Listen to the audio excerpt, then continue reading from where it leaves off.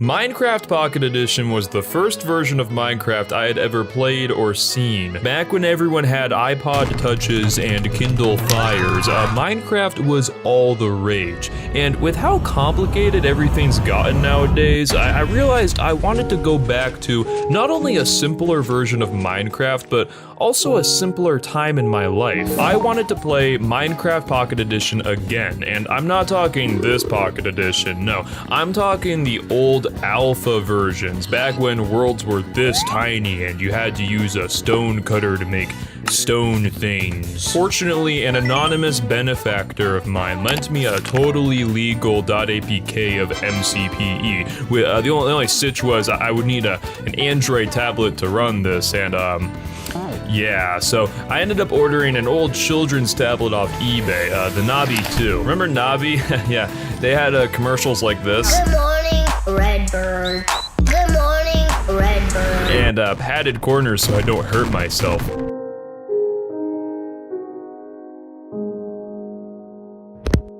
Anyway, I got Minecraft running on this thing, version 0.8.0. This was the last version before infinite worlds were added and things got weird.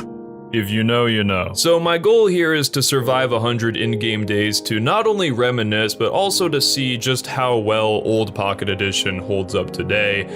Will I go insane playing this? Probably. Wow, I haven't seen Minecraft looking like this in a long time. I honestly, I don't know what to say.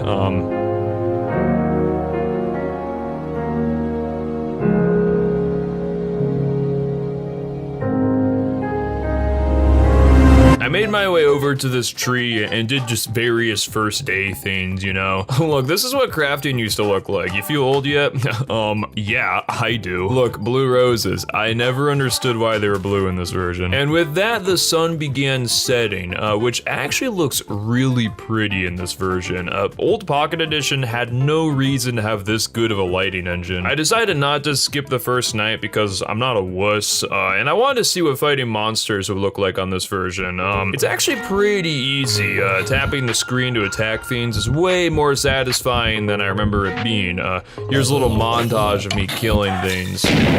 And with the first night survived, I decided it was time to make some goals. Now, you have to understand that old Minecraft Pocket Edition had no Ender Dragon, no Wither Boss, not even the Nether. Instead, we had the Nether Reactor, which I decided would be our end goal for this world. But first things first, I would need somewhere to live. So I found a nice spot of land and started building a classic Minecraft house. This took a lot longer than it would have taken me if I was on Java Edition, but honestly, not being able to sprint and collecting resources as I went along made the end product way more satisfying. Like, this is going to be my house that I made with my own grubby little hands. And while I was building, I discovered every single monster that has ever existed under this overpass. Did I mention how awesome this seed is? Like, look, there's freaking flowing lava. Most worlds in Pocket Edition just don't have lava, but this one has 2 lava falls. Isn't that cool? I'm also not gonna light this area up. This is just way too much fun. Anyway, this is my house all done, and I made a bed too, so we can finally skip the night.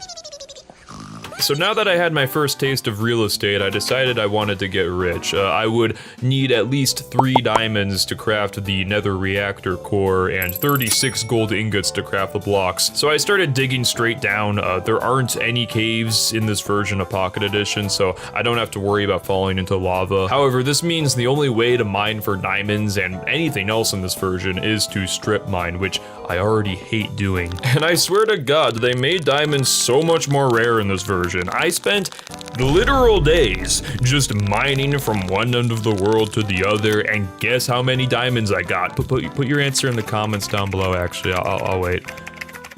Okay, time's up. The answer is 0. Nothing. I'm so poor! At least the nice thing about playing Pocket Edition is that I can literally play this wherever I want. Like, I've been walking in one direction for the past 3 hours, and I honestly don't know where I am anymore.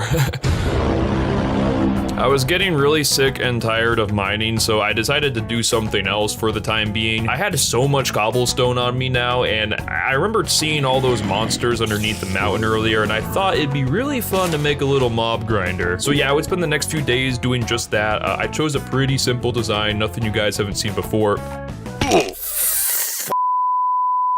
And it worked surprisingly well. I sat here for a few more days just watching the drops pile up. What the fuck? Started growing some crops now that I had the bone meal. Did you know you could bone meal sugarcane in this version? Isn't that crazy? Now, old Pocket Edition did not have working redstone. Like, there is redstone, but you can only use it to craft compasses and powered rails. You can't place it down anywhere and make cool, funny contraptions. So instead, we had what I like to call pseudo redstone, where people would use water streams and sign chains to mimic automated redstone contraptions. Nothing could be fully automated, of course, but it was still really neat seeing what people would come up with back in the day. In my world, I decided to make a semi-automatic crop farm that's super satisfying to harvest. Like, look at this.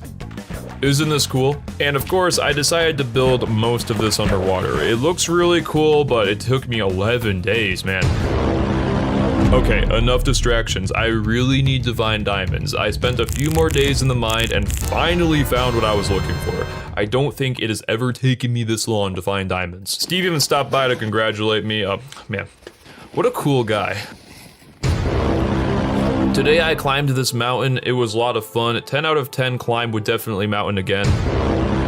After a few more days of mining, I finally had enough gold to build this nether reactor thing. For those of you who don't know, items like glowstone, netherrack, and other stuff like pumpkin and melon seeds were in the game, but just unobtainable unless you built a nether reactor, which is basically just this thing, and when you tap on the core, you get transported into this netherrack box. If you're fast enough, you can actually grab your gold blocks back before they turn into obsidian. And for the next like 30 seconds or so, you have to fight off zombie pigmen while a bunch of loot items spawn in.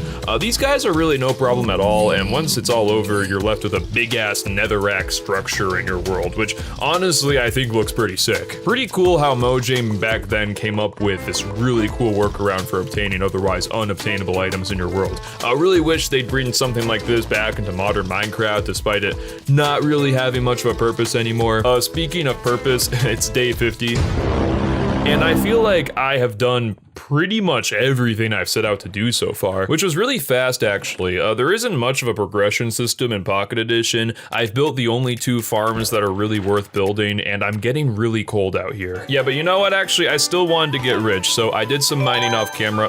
I'm just kidding, I duped all these diamonds.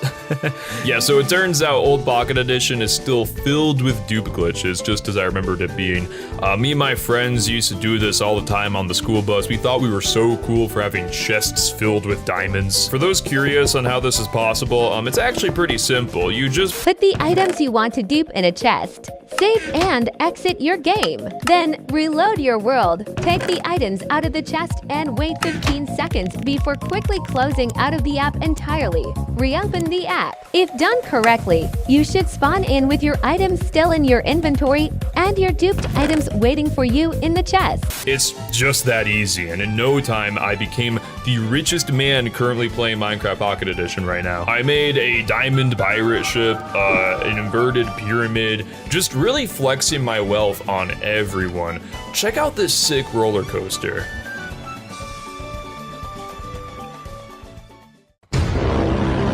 I lost track of the days because I'm starving. Old Minecraft Pocket Edition has been a joy to revisit, and while yeah, I did spend the latter half of this challenge just duping items and outright cheating, I don't really care because I'm having fun. I mean, I know we're really spoiled with modern Minecraft nowadays, but even old beta Minecraft still had caves to explore, a proper nether, and redstone. Pocket Edition was really lacking in those departments for the longest time, and I think even as a kid I sort of knew that. But as Pocket Edition kept updating and became more and more like Java Edition, I found myself playing it less and less. And I think that's because it just became way too complicated for a mobile game. Like, you know, don't get me wrong, it's super cool that we have a fully featured version of Minecraft on our phones now, but I think old Pocket Edition had this charm with its simplicity that we sort of took for granted at the time. Sure, it had less features, but it had enough for a decent survival experience, and otherwise forced you to really